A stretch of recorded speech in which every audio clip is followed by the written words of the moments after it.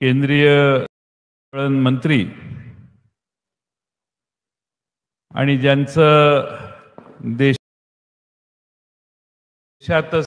या भारताचा चेहरा मोहरा बदलण्याचं श्रेय ज्यांना दिलं जातं दळणवळणाच्या संदर्भात,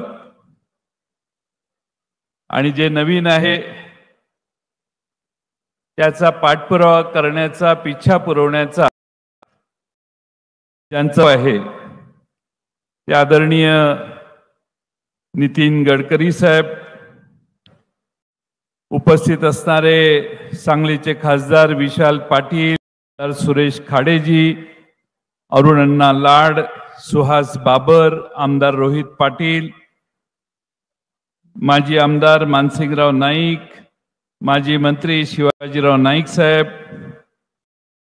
या ठिकाणी उपस्थित असणारे या इंजिनिअरिंग कॉलेजच्या गव्हर्निंग काउन्सिलचे अध्यक्ष माननीय भगतसिंह पाटील दादा, शामराव पाटील अण्णा, या ठिकाणी उपस्थित असणारे माननीय दिलीप तात्या, आर.डी. सावंत सर, मनोज शिंदे, देवराज पाटील, आर.डी. सावंत साहेब, आपल्या या इथल्या राजाराम बापू कारखान्याचे अध्यक्ष प्रतीकदादा पाटील, आदित्य पाटील, राजवर्धन पाटील, आपले प्राचार्य या इन्स्टिट्यूटचे डायरेक्टर कडोले सर, जिल्ह्यात पीठावरील आणि समोरील सर्व प्रमुख मान्यवर नेते,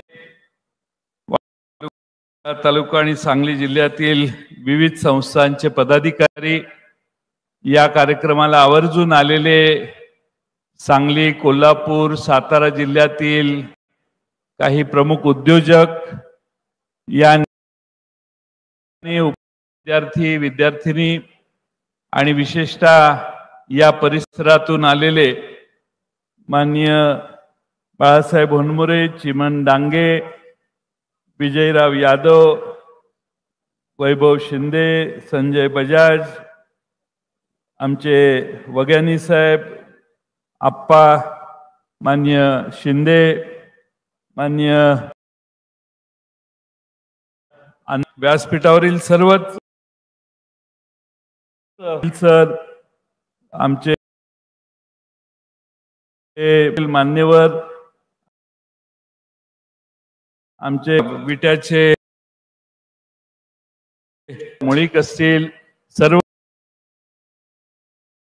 वाढेल, आणि समोरील मान्यवर आणि बंधू भगिनींनो, आज आपल्या सर्वांच्या साक्षीनं या ठिकाणी गडकरी साहेब यांच्या हस्ते या राजाराम बापू इन्स्टिट्यूटच्या नव्या हॉस्टेल इमारतीचं जवळपास 208 विद्यार्थ्यांना राहण्याची नवी व्यवस्था निर्माण करण्याच्या व्यवस्थेचं आणि विद्यार्थ्यांना विद्यार्थिनींना जिम्नॅशियमची व्यवस्था, या दोन व्यवस्थेचं उद्घाटन आदरणीय गडकरी साहेबांच्या करण्यासाठी आपण त्यांना निमंत्रित केलं, आणि आपण सगळ्यांनी आत्ताच पाहिलं की त्यांनी या दोन्ही अत्यंत अत्याधुनिक असणाऱ्या व्यवस्थेचं उद्घाटन करून आज ते आता व्यासपीठावर आलेले. महाराष्ट्रामध्ये आणि देशामध्ये रस्ते हा विषय जेव्हा जेव्हा निघतो त्यावेळी गडकरी साहेबांचं नाव पहिल्यांदा लोक घेतात. पण अलीकडच्या मागच्या 10 वर्षाच्या काळात उसापासून प्रक्रियेची चर्चा होते, त्यावेळी गडकरी साहेबांचं नाव घेतल्याशिवाय कुणाला राहवत नाही. जे जे नवं आहे ते स्वीकारायचं. या देशामध्ये ध्यानीमनी कुणाच्या नाही, अशा वस्तूंपासून ऊर्जा निर्माण करण्याची काय मार्ग जर अभ्यास आणि प्रयत्न कोण करत असतील तर ते गडकरी साहेब करतायत. आणि म्हणून त्यांनी आपल्या इंजिनिअरिंग कॉलेजला भेट द्यावी, या व्यवस्थेला पाहावं आणि याचं उद्घाटन करावं म्हणून आम्ही त्यांना सर्वांनी मिळून निमंत्रण दिलं. त्यांनी वेळेचा विलंब न घालवता आपलं निमंत्रण स्वीकारलं आणि आज सर्व नाही पण बऱ्याचशा इन्स्टिट्यूटच्या वतीने केलेले प्रेझेंटेशन त्यांनी बघितलं. गडकरी साहेब देशातल्या काही नामवंत इन्स्टिट्यूट ग्रामीण भागात असून देखील आपला दर्जा टिकवण्यात यशस्वी ठरले आहेत. त्यात आमचा समज आहे की आमची RIT ही देशातल्या जवळपास पहिल्या 100 इन्स्टिट्यूट मधली एक संस्था आहे की ज्याच्यात वेगळ्या वेळी संस्थेचं नाव हे वेगळ्या सर्वेमध्ये पहिल्या 70, 75, 80 अशा कॉलेजेसमध्ये आलेलं आहे. या कॉलेजने ऑटोनॉमस झाल्यानंतर प्रचंड घोषणा केलेली आहे. नवी नवी इन्क्युबेशन सेंटरमध्ये आमची मुलं नवे नवे संशोधन करतात.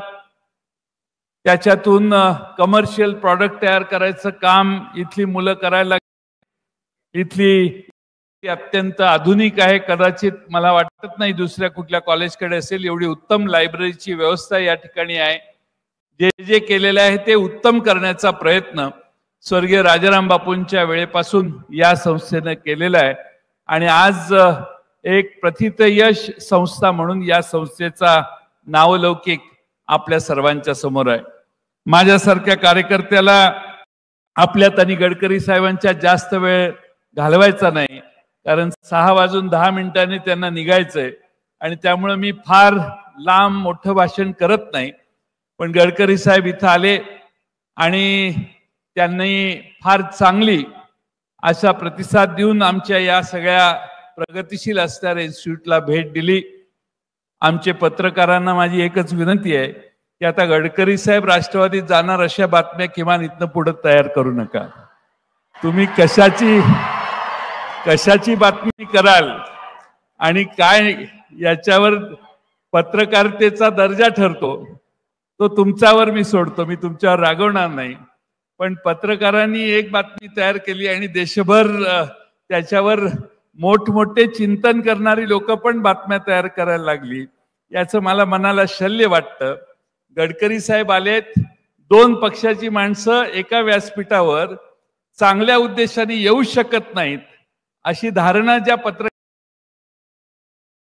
न बोललेलं जास्त चांगलं. शेवटी या ठिकाणी JRD रतन टाटांच्या पासून अनेक मान्यवर या संस्थेला भेट देऊन गेलेले आहेत. अनेक पक्षाचे नेते इथं यापूर्वी येऊन गेलेले आहेत. ही आहे आम्ही कधी करत नाही आणि म्हणून गडकरी साहेब आमच्या विनंतीला मान देऊन आले.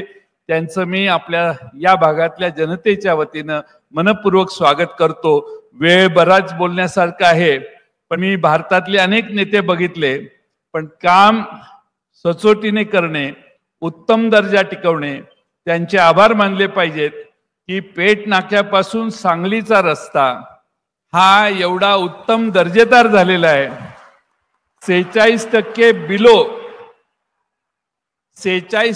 बिलोने एस्टिमेटेड कॉस्टच्या रस्ता गेल्यावर आम्हालाही आश्चर्य वाटलं कसं जमणार. पण आज शकतो आणि इतका स्मूथ एवढा उत्तम रस्ता आपण ज्यांना जे काम मिळालेलं आहे त्या व्यक्तीनं केलेलं आहे. त्यामुळं महाराष्ट्र सरकारने अलीकडे केलेली कामं जी आहेत ती एस्टिमेट कॉस्टच्या 37%, 20%, 25% अभाव केलेली आहेत. त्यामुळं आपला आदर्श घेणं हे जास्त चांगलं आहे, कारण 46% अत्यंत उत्तम दर्जाचं काम हे महाराष्ट्रात आणि भारतात जर कुठं झालं असेल तर पेठ नाका टू सांगली झाले. देर से है लेकिन दुरुस्त है. ते तुमच्यामुळेच झालेलं आहे आणि तुमच्या कर्तबगारीमुळं या खात्याचा तुम्ही दर्जा जो टिकवलेला आहे, नवीन मानकं जी तयार केलेली आहेत ती कायम भारतवर्षाच्या लक्षात राहतील असा विश्वास व्यक्त करतो आणि आपण मनसोक्त बोलावं एवढीच विनंती करतो आणि माझे 2 शब्द पूर्ण करतो. धन्यवाद साहेब. या आधुनिक वास्तूंच्या निर्मितीत योगदान करणाऱ्या